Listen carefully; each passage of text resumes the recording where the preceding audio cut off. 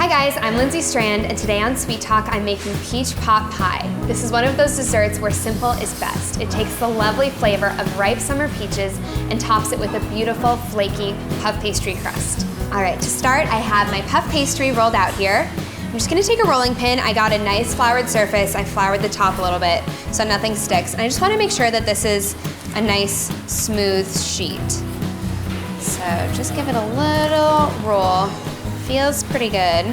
And now for the top, I'm gonna use a 9-inch cake pan to trace a circle. You could also use your pie plate, but you would have to trim it a little bit after cutting. So I'll use a 9-inch cake pan, and I'm just gonna use a paring knife to cut around the edge of the cake pan. My dough's a little bit soft. If it's getting hard to work with, you can always pop it back into the refrigerator to firm up again. Using a kind of like a light sawing motion to cut a circle here. You could also use a pastry trimmer or a little pizza cutter. Those both work really well for this kind of application. All right. Now I'll lift away the excess. You can always keep this and you can cut little twists, make puff pastry twists, make cheese straws. You definitely don't have to get rid of this. So for now, I'm just gonna set this aside. And then, now that I have my round, I'm gonna score lines 2 inches apart in a crosshatch pattern. So let's see. I'm just gonna score little notches every 2 inches. Lightly cut that.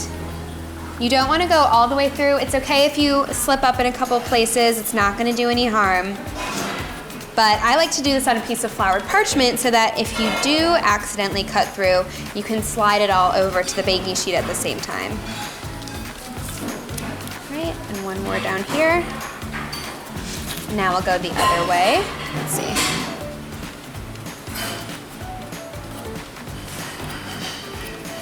This crosshatch makes a really nice quilted pattern when it puffs up.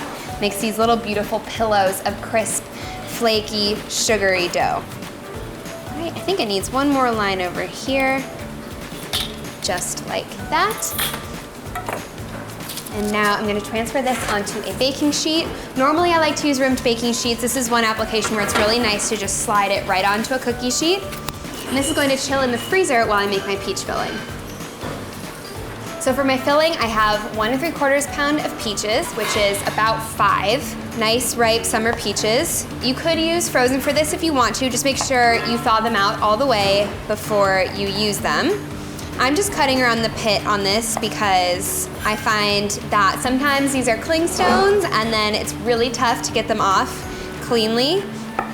And then I'm just slicing these into 1/2-inch slices.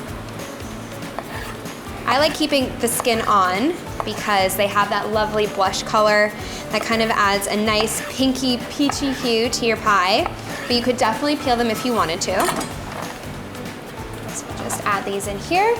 And then to the peaches, I'm adding 1/4 cup of brown sugar. This adds a nice caramelly sweetness. 2 tablespoons of cornstarch.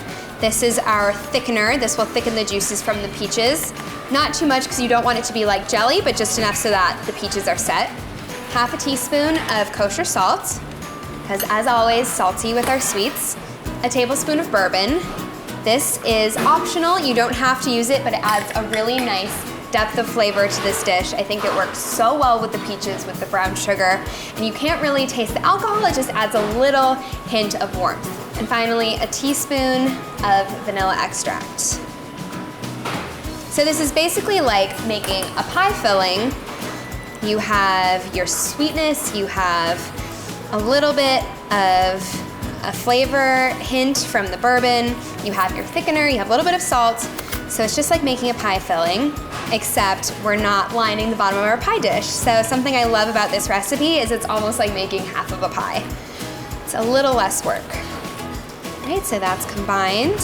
Now I'm pouring this into my 9-inch pie plate.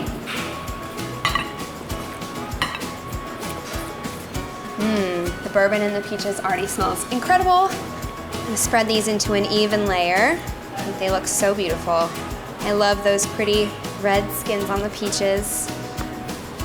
And since this needs a little bit of a head start on the puff pastry crust, I'm going to cover it with parchment-lined foil. Make sure you crimp tightly around the edges so that the steam doesn't escape. You want to keep all of those juices inside. And this is going into a 350-degree oven for 20 minutes. My fruit's been in the oven for about 20 minutes. It's getting nice and bubbly. And while that happens, I'm going to make an egg wash for my puff pastry crust. So here I have a large egg, and I'm adding a little bit of water. I find that this helps it thin out a little bit so you don't get big clumps of egg in your egg wash. Quick whisk here. You could definitely use a fork for this too if you don't have one of these little mini whisks. I happen to love these little things for salad dressing, whisking eggs. I even use it to foam milk for a latte sometimes. All right, that looks pretty good. And I should lightly brush this over my puff pastry. You don't want to do too much because then you'll lose your definition on some of those nice quilted lines you put in, but just enough so that it gets a nice, shiny, deeply golden crust. All right, that looks good. You don't have to throw that away. You can always throw that into your morning omelet, use it for something else. This is basically 1 egg's worth right here. And then I have a little bit of coarse sanding sugar here. You could definitely use regular granulated sugar or maybe even a colored sanding sugar if that's what you have. But I think this is a really pretty way to top the crust on the pie. You can skip this entirely if you want, but this does add a really nice crunch to the puff pastry. So just a light sprinkle there. And now this is going into the same oven with the fruit for about 40 to 50 minutes until this is deeply golden all over, puffed completely, cooked through, and the fruit should be bubbling.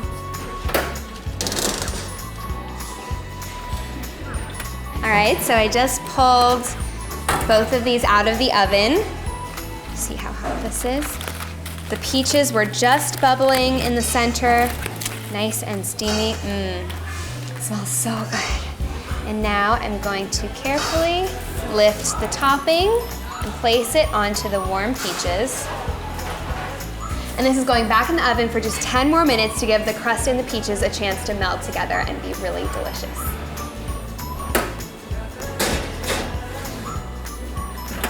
All right, here's our peach pot pie, and it smells so good. You can smell that brown sugar, the peaches. You can hear that crispy, crackly puff pastry crust. I think this is the ideal summer dessert. You have juicy peaches, a little brown sugar, crispy, flaky crust, and of course, you gotta serve it a la mode with vanilla ice cream, or at least that's how I like to eat it. So a little ice cream right on the side. This is my ideal summer dessert. This is peach pot pie. You guys have to make this. Let me know in the comments. I think you're really gonna love this one. The warm peaches, the ice cream. This is so good. Enjoy. If you're enjoying this video, be sure to like, subscribe. We have so many great fun videos on the Everyday Food channel.